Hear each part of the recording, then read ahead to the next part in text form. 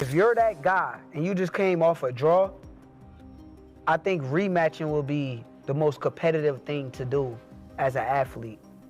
With the Jake Paul situation, is like, it's a money grab fight. Was in a bit of a hole, and he gets an opportunity to fight Jake Paul for $200 million or whatever. I don't mind it at all. As long as Gervonta Davis comes back to the world of boxing after he gets done with this, hey man, you got your money, no worries. Hey, get over here. If you're that guy and you just came off a draw, I think rematching will be the most competitive thing to do as an athlete. With the Jake Paul situation, it's like it's a money grab fight.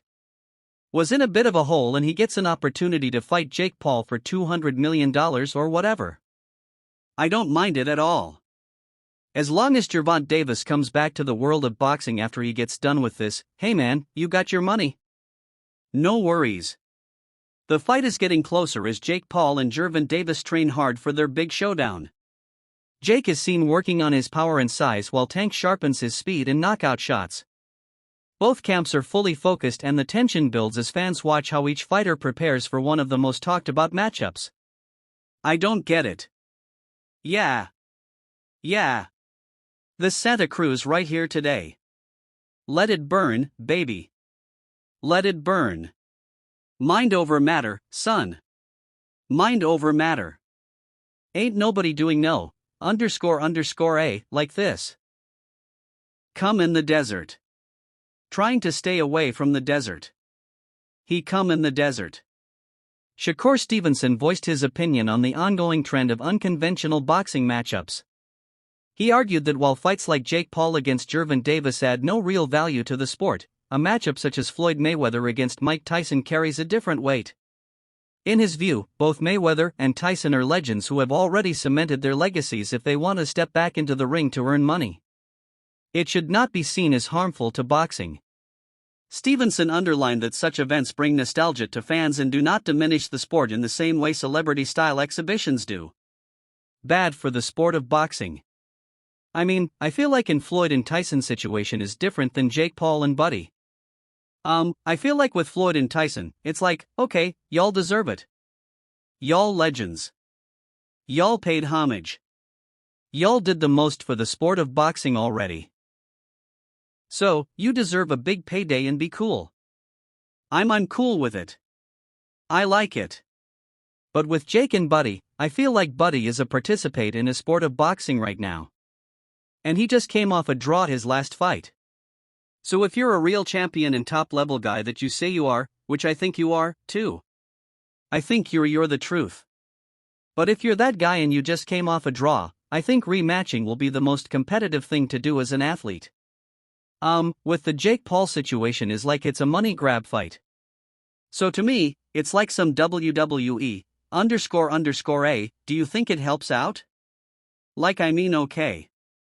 So he gets this fight with Jake, his value goes up. No, it doesn't. You don't. It don't. Not in the sport of boxing, it made the demand more because because when we looked at the was it Floyd and just hypotheticals at time, right? You go in there and that big ass, __A, knock him the __A, out. I'm just saying hypothetical. Who? Go in there and knock Tank the __A, out. That big ass, __A, being Jake Paul. Yes. Okay. Just make just one. Knock him the __A, out because he's bigger than him. Yeah. For one buy it is a fight. I think the thing is with Buddy and Jake fight, I feel like it's two sides of me with it cause from a competitive aspect and me being the mentality that I got, I feel as though I probably would have done the rematch. Good. But then from a business aspect, if I would have done the rematch and I did not win the fight, the Jake Paul fight will be a lot less money and a lot less lucrative. So, you think so? From a business aspect, I understand that anybody that with a business mind probably would have took that fight for as much money as it was. So, I'm a realist. Like, I ain't going to just bash, bro. UFC President Dana White delivered a blunt reaction when asked about the proposed clash between Jake Paul and Gervonta Davis. White claimed that very few fans were genuinely excited for the matchup, but admitted it could actually help Davis. Davis had been facing a period of public scrutiny and challenges outside the ring, which lowered his momentum. Jake Paul stepped in with a financial offer during this vulnerable time. White pointed out that although the event is being mocked, it could give Davis exposure and earnings at a time when he needs them most. Expanding on his take, White shocked many by declaring that Jake Paul could realistically defeat Gervonta Davis. His reasoning was based not on technical boxing skills, but on sheer physicality. White emphasized that Paul has size, strength, and reach advantages, while Davis, though powerful, is much smaller and accustomed to fighting lighter men. For White, the outcome of such a fight would not be about who is the better boxer, but about whether Davis could overcome the overwhelming natural attributes that Paul carries into the ring. Jake Paul to beat Gervonta Davis. This is not a fight that I'm excited for at all.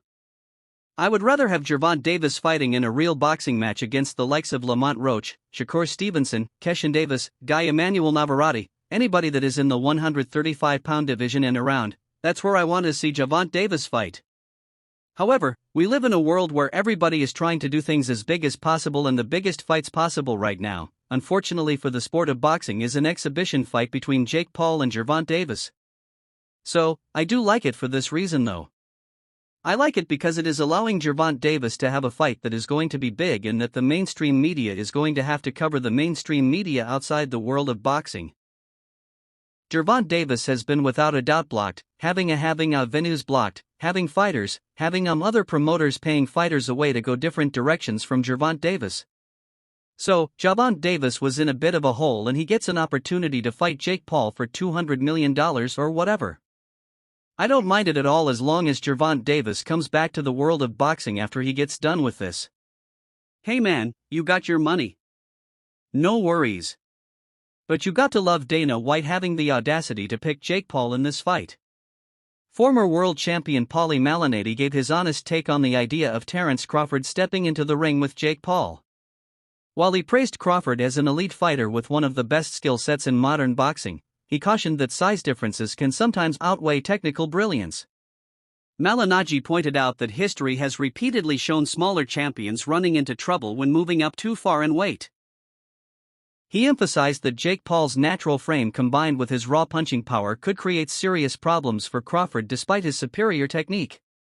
For Malignaggi, the issue is not about talent but about physical limits. Boxing is still a sport where size, strength, and durability matter. He suggested that even a fighter as sharp and adaptable as Crawford might find it extremely risky to face someone who outweighs him so significantly, showing that skill cannot always erase size disadvantages. I think Davis is more lose because he's the bona fide world champion. I don't care if he's much smaller. I think Jake Paul has sort of plateaued as far as where his boxing is concerned. It's rather low level. He's big, he's physical, he's strong, he can hit. So there is that risk. Davis, at lightweight you're in a moment where it's too physical for you. You can clinch it against the heavyweight where you clinching. You ain't getting out of that corner just clinching anymore if you run out of space. You know what I mean? So it's interesting. But Davis, listen, there's a lot of talking points that I'm sure we'll get into come when this gets closer to the fight. Davis can still punch a lightweight, can he drop a heavyweight? There's a lot to gain there, right? If Davis not answer, the answer is yes. If Davis drops Jake on his ass, as much as Davis is the one with more to lose, still a highlight moment, a visual that will stay forever. Yeah. But if you get dropped, even if you're smaller, you're still a world champion, multiple weight classes. If you get dropped, is what's the look? What's the feel on the inside? As boxers, me and Chris Aura, the champ, even you, Jimmy, you have fight experience. So, we know that the risk is a big guy that big hits you probably going down if you're a small guy if he hits you clean. So, we know the risk, but how does it look to the public eye who don't understand that, you know what I mean? The public there is a lot to lose though. There's a bit to gain. I wouldn't necessarily have an issue with this had Davis's career arc been one that benefited boxing. Bevere was manufactured and put into a position where he's supposed to benefit boxing. And I don't think he has. I think he's hurt boxing. So by giving him this reward, that's my problem. Why are we watching this? Why don't you make him earn his spot that he still hasn't earned, mind you? Analysts revealed that the organizers were forced to make a major adjustment when the originally chosen venue declined to host the highly publicized matchup. Local officials reportedly dismissed it as more of a circus event than a legitimate sporting contest, leading to an outright refusal to approve. This decision came as a surprise to many, as the initial location was considered ideal for attracting a large crowd and generating substantial revenue. Instead of delaying or scrapping the fight, promoters scrambled to find an alternative site that would embrace the spectacle. Within days, they secured a new venue that was willing to host the clash, ensuring the event